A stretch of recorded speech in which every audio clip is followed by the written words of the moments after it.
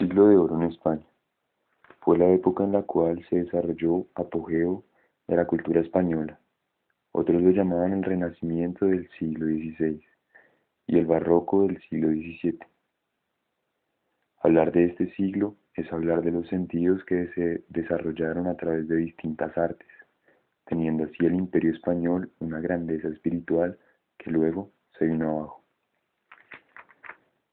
Esta época surgió a mediados del siglo XVI, a causa de una crisis social surgida en Castilla, Valencia y Mallorca. Pero Carlos I estabiliza su imperio y consolida un Estado moderno con una monarquía absoluta. Comenzó con el reinado de los Reyes Católicos en 1492, donde se había llevado a cabo la conquista de América que implicó más conocimientos del mundo y la toma de Granada que consolidó la reconquista y la monarquía española.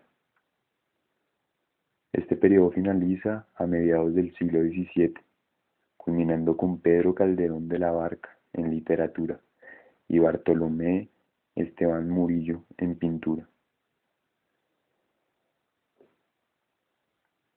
España experimentó una gran ola de italianismo que invadió la literatura y las artes plásticas durante el siglo XVI y que es uno de los rasgos de identidad del Renacimiento.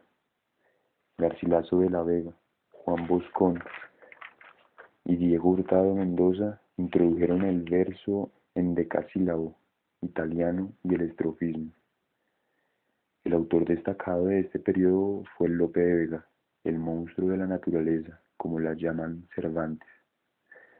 Fue en el siglo de oro, también conocido como el Fénix de los ingenieros, autor de 1500 obras, teatrales, novelas, poemas épicos y narrativos, y varias colecciones de poesía lírica, profana, religiosa y humorística. Lope de Vega destacó como consumado maestro del soneto. Una obra importante de Lope de Vega fue Pastores de Belén. Apareció en Madrid en 1612. La obra gozó de un notable éxito. En el mismo año vieron la luz nuevos impresos en Lérida y en Pamplona. En la novela pastoril se aprovechó para narrar episodios evangélicos relacionados con la Natividad del Señor. Al igual que la obra de Arcadia, contiene una amplia antología poética. Se han catalogado un total de 167 poemas de las formas métricas más variadas. La prosa en el siglo de oro contiene géneros y autores que han pasado a la historia de la literatura universal. La conquista de América dio lugar al género de las crónicas, en los que podemos encontrar los de Fray Bartolomé de las Casas,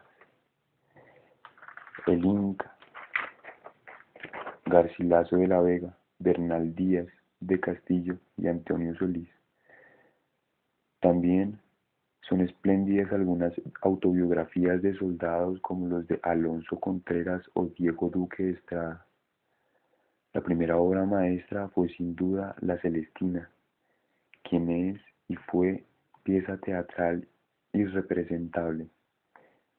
Fue obra de un desconocido autor, Fernando de Rojas.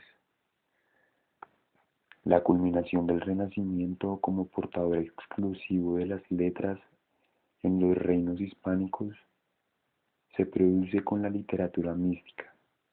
Este refinado lenguaje poético da sentidos múltiples.